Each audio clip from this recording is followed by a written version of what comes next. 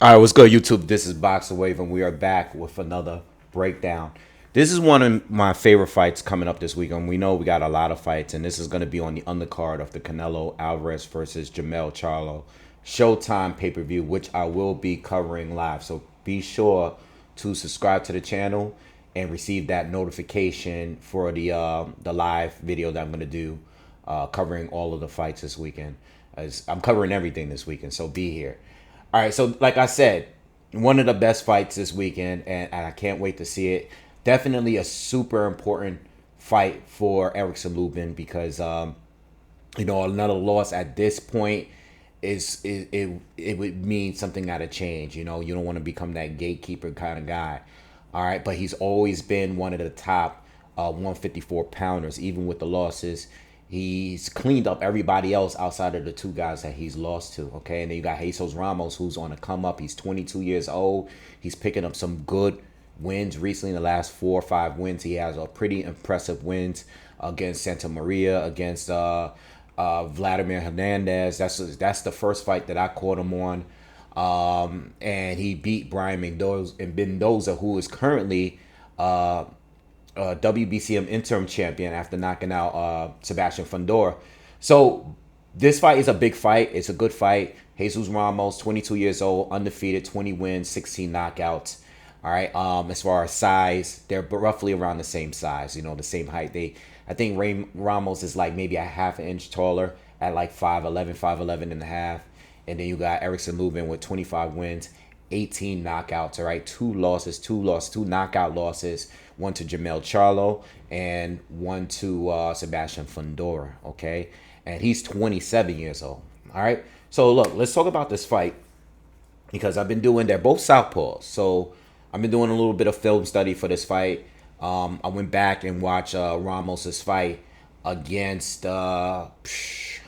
Vladimir Hernandez is who he beat, and Vladimir Hernandez is the guy that beat J Rock, Julian J Rock Williams. All right, J Rock had lost to Jason Rosario, and in his comeback fight, he fought Hernandez and lost that fight, and now he's moved up to 160.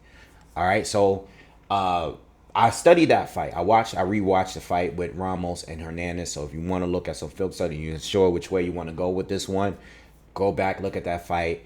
It's a good fight to see two southpaws battle each other. And as far as Erickson Lubin, unfortunately with him, I rewatched the fight with him and Sebastian Fundora. And even though Fundora is a southpaw, his style is really, really unorthodox. He's extremely tall. He's 6'5", 6'6", fighting at 154. So it's a different kind of fight because Lubin has to just fighting a taller guy, shooting jabs and stuff straight up. And he fought him, I think, strategically wise, and we'll get to that. I think he fought the wrong fight. All right. So Ramos is a guy that is very talented. I mean, he's one of my favorite guys to watch fight at 154. The adjustments he can make, he can fight on the inside. He can fight long range fight. He can bang, he can brawl, or he can be very technical. You know what I mean?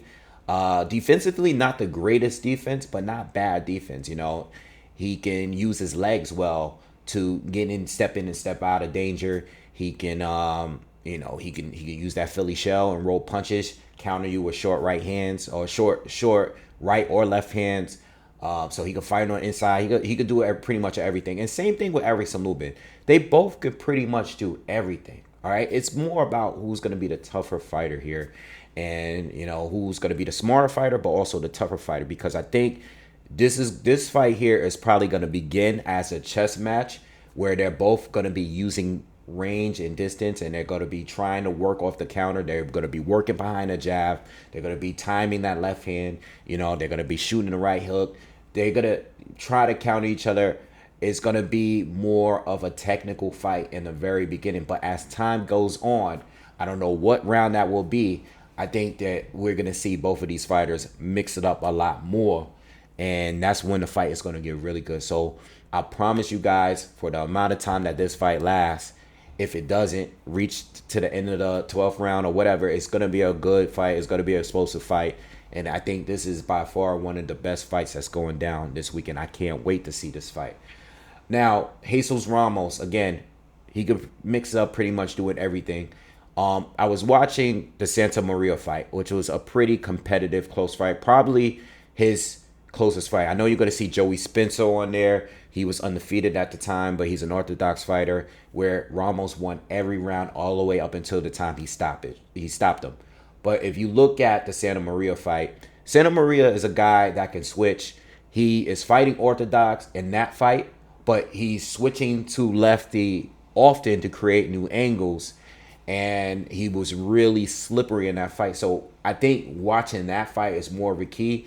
I think Hernandez, even though he's a southpaw as well, I don't think he's as fundamentally sound as Lubin. I don't think he could do as much as Lubin. I don't think he's not bigger. He's not quicker. I don't think he's a better counterpuncher. But Santa Maria is a guy that you want to take a look at if you're trying to decide where you're going with that, because Santa Maria exposed a lot of holes in Jesus Ramos's game.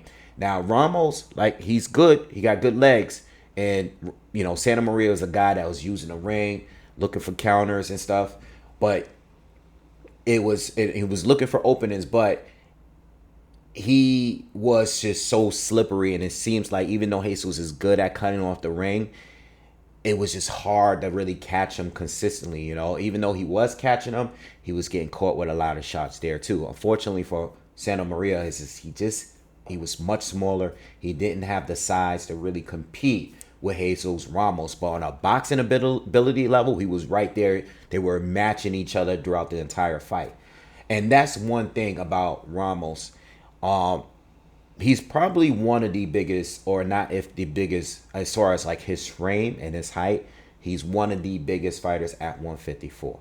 Okay, I know that Fundora is actually much taller than everyone, obviously, but as far as his frame and size itself, Ramos is probably one of the biggest. I mean, he's clearly a middleweight fighting down at 154, and being at 22. He can probably continue to make that weight at least to a point that he becomes a champion. And I think at some point he probably will become a champion. Looking at the division, if Jermell Charlo moves up, you got Tim Tszyu, that is, he is now a champion. I think he's a WBO champion or something like that. And I see if Jesus wins this fight against Lupin, I can see a clash between Tim Tszyu and Jesus Ramos in the near future. And that would be a great fight to see. I would love to see that kind of matchup. But I like Jesus because he can do a little bit of everything. He has a little slickness to him, and he can just beat you up and break you down, you know what I mean, on the inside, and just bully you and use his size against you. We've seen both, right?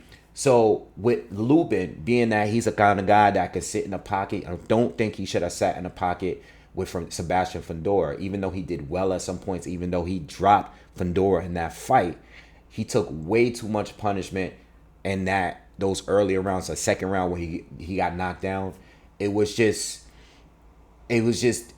think that second round took a lot out of him. And even though he started to come back at some points, he took too much damage, too much hits. And I think in this fight, Lubin has to use the ring, and I think there's going to be a point where he's going to be forced to fight and throw down with Ramos, who is slightly bigger than him. But I think my suggestion for Lubin in this fight is to use the ring, all right? Continue just trying to measure Ramos from the outside. It's going to be tough because Ramos is going to be doing the same thing. But use that slight reach advantage, work that jab, use the ring, step around him, keep moving, and just work on the counter. You know what I mean? There's going to be times where you're going to have exchanges. Throw those exchanges, those combinations, and get out of there. Don't sit in a pocket, because you're going to be fighting a guy that up to this point seems to be more durable. You know what I mean? Up to this point, Ramos seems to be the more durable guy. Lubin has been stopped twice, once by Jermell Charlo in a fight where I thought it was too soon to fight Charlo. He got knocked out in the first round from one punch. And then we saw what happened to Fundora, where Fundora basically mangled his face. And we've seen other fights where Lubin got caught with a good shot and he got buzzed, and he was showing shaky legs a little bit. So you don't want to fight a guy. Ramos, very heavy-handed, high volume, pressure fighter. You want to use the ring, you know, counter him, look for opportunities and look for openings like Santa Maria did and try to counter him and just basically work behind the jab and look for the counter. There are going to be times where you guys are going to clash. If that happens, I feel like Lubin cannot sit in the pocket for too long because we don't want to see what we saw in the Sebastian Fundora fight. All right. So as far as my prediction, where I think this is going to go is I think at some point, when I'm saying that Lubin needs to avoid, I think it's going to happen. And what I mean by that is I think at some point, this is going to be a chess match early. And at some point in this fight, these guys are going to battle. All right. And they're going to be letting their hands go. And I believe that Jesus is going to be too strong, too powerful. He's going to wear Lubin down and he's going to keep the pressure going. You know, up to this point, I haven't really seen him faded. Yes, in the Santa Maria fight, yes, he took a lot of shots, but all the way up to that 10th round, he was still working at the same exact pace from the opening round. And I think that at Lubin, he's going to wear down a little bit. Lubin, very talented fighter, but kind of reminds me of like Tony Harrison in a way where very good boxer, all right? Very good counter puncher, moves well, does all his fundamentals is on point. But as the fight goes on longer and longer, I feel like the defense starts to slip a little bit. He starts to take more and more hits. And I think Ramos, being that he's bigger, he's stronger, he's probably a little bit more powerful. Yes, they both got a good high KO ratio. But again, Ramos, up to this point, being Brian Mendoza, who just knocked out Sebastian Fundora, you know, stopping Hernandez, you know what I mean? Giving Joey Spencer his first loss in the fashion that he did it. It just seemed like Jesus Ramos is more of a killer in there than Erickson Lubin. And I think at some point, probably in the second half of this fight, he's going to get to Lubin, and I think he's going to stop him after the 7th round or so, after the 6th round at least. All right, so I have Jesus Ramos winning this by second half of the fight stoppage. That's my official prediction. I think Lubin can win if he can take it all the way on point. If he go to point, there's a chance he could win this fight. But in his 2 losses, he's been stopped twice. And I think the pressure of Ramos is just going to be too much no matter what. You know, and I think even though I think Lubin could be outscoring Ramos from the outside, Ramos is a very good fighter, like from the outside too. You can't sleep on him. He knows how to measure his opponents. He knows how to use that lead hand and fight using distance. You know what I mean? He's not the slowest fighter. He's just not a rock 'em stop 'em. Yes, he's a pressure fighter, but he's an educated pressure fighter. All right, so this is why I'm leaning towards Ramos. I believe that he's also the favorite to win, and I do think that Ramos is going to stop him in the second half of this fight. So that's my prediction. Make sure you guys here on Saturday while I'll be covering the fight live, and I'll see you then. Subscribe to the channel. Peace.